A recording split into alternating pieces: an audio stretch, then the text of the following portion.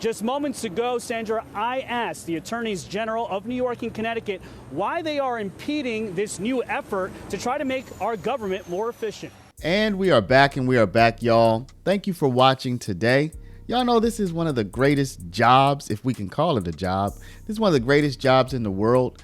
Please go ahead and hit that like button. You know it helps us out a ton. And it helps you because it helps get us out in the YouTube logarithms and keep bringing you this content. Now, y'all, we are following up on Letitia James being the primary obstacle, we can call her, the primary opposition to Elon Musk, to the Trump administration.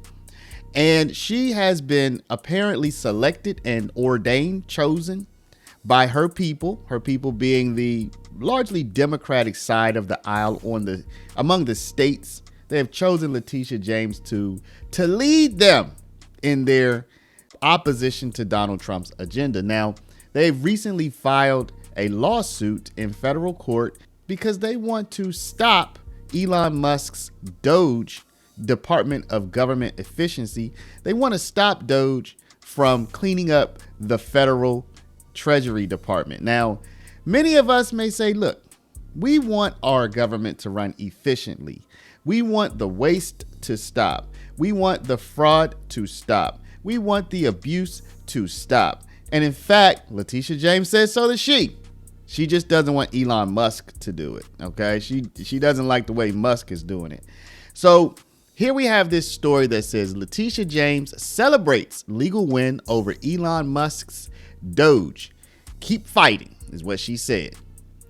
On Friday, a New York federal judge issued a preliminary injunction preventing members of Elon Musk's Department of Government Efficiency, or otherwise known as Doge, from accessing the Treasury Department's central payment system.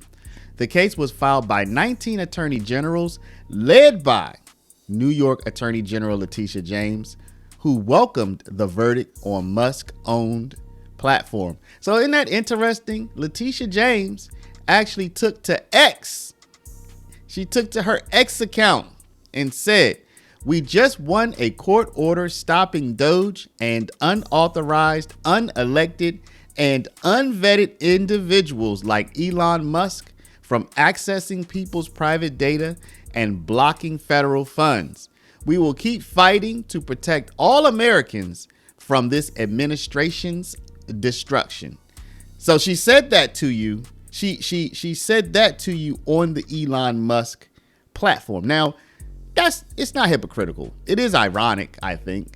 It's like going on TV to tell everybody, hey, y'all, you need to stop watching TV. And you go on TV to get the message out. You know, that's from a Simpsons episode.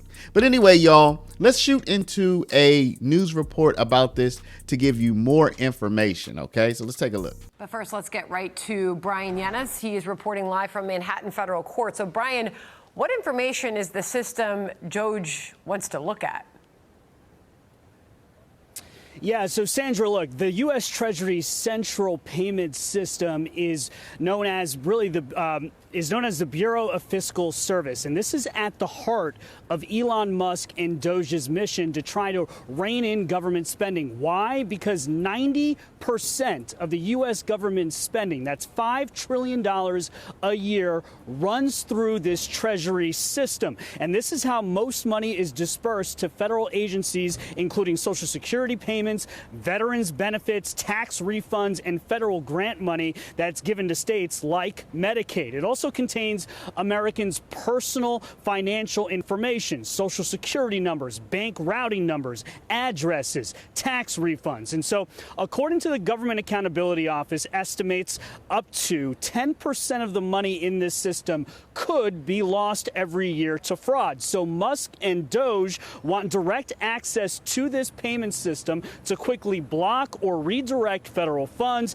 to conduct independent audits, and ultimately to overhaul this entire system with new technology using AI to detect fraud. Now, right now, New York Attorney General Letitia James is leading an effort by those 19 state AGs to get a federal judge to issue a preliminary injunction to continue blocking Elon Musk and Doge from accessing the system. They say the world's richest man should not have unfettered access to Americans' financial information, and they say this is unconstitutional, that this is Congress's job to deal with federal funding. Just moments ago, Sandra, I asked the attorneys general of New York and Connecticut why they are impeding this new effort to try to make our government more efficient.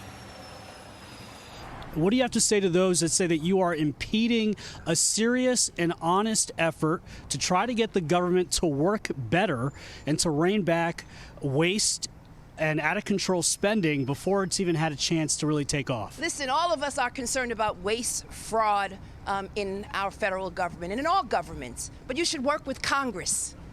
That's how the system works. Not by, again, special employees who have not been vetted, who have not been proved by the United States Senate. Nobody is saying that they can't try to make government more efficient. We try to do that every single day in our offices, but do it in compliance with the law. Follow the law. At a hearing that started at 2 p.m., President Trump and lawyers for President Trump and representing the president and the Treasury Department are arguing that it is well within the executive power and their constitutional right to have Doge and for Trump to manage his administration the way that he sees fit. Sandra? Okay, Brian, thank you for that. All right, y'all. So Letitia James, her profile is really, really rising, y'all. It is rising. She is now out here endorsing people for mayor in her state. I mean, I guess this is something that an attorney general would do normally, right? Because she is a politician on some level. But her endorsement is actually making headlines now.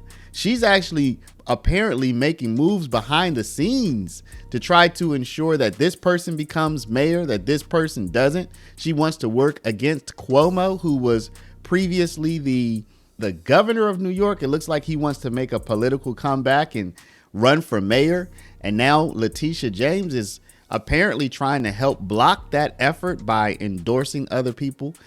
She's endorsing people for Albany mayor, who, you know, in case you didn't know, Albany is the capital of New York State. New York City is not the capital of New York State. So Letitia James, she is shaping up to be a central regional figure and a central national figure. So she's pulling strings in her state of New York, and she's pulling strings across the country as she takes on the federal government, y'all. So I said this a couple of weeks ago.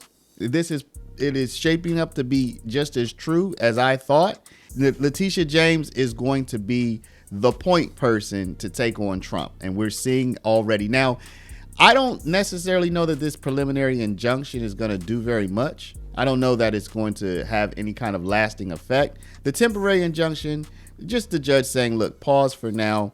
Don't access those systems for now while we work through the legal process. So it's just a temporary stop, basically. It's not a final ruling. It is a temporary stop while we figure things out.